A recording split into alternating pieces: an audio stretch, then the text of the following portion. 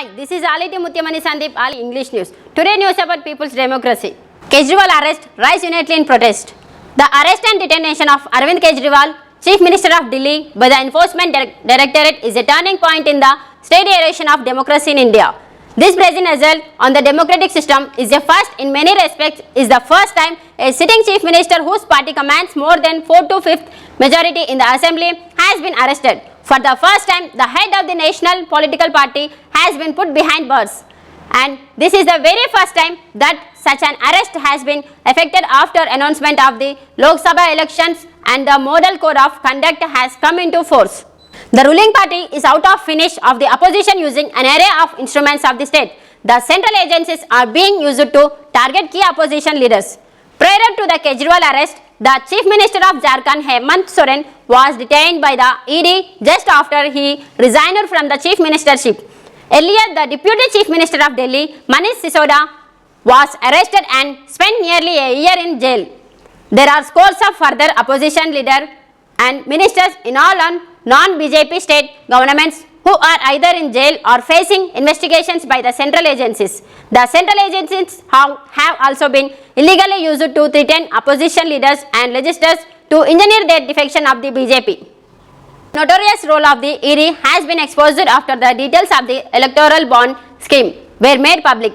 In the liquor policy case in which Kejriwal has been implicated, the ED had arrested the managing director of a pharmaceutical company, Aurobindo Pharma, Sharat Chandra Reddy, whose company donated 5 crore through the electoral bond on the BJP 5 days after his arrest in November 2022. Subsequently, he got bail and turned approver, and 4 months later, 25 crore was paid to the BJP through bonds.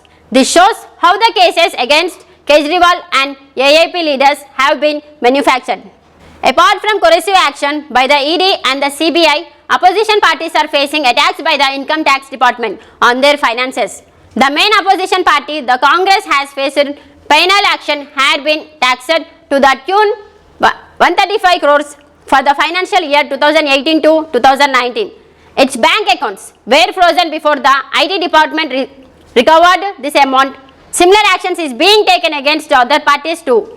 For instance, the CPI had its tax exemption withdrawn for the year 2016 to 17 and ordered to pay a tax of 15.59 crore for the mere technical lapse of not listening one of the hundreds of bank accounts that the party has all over the country.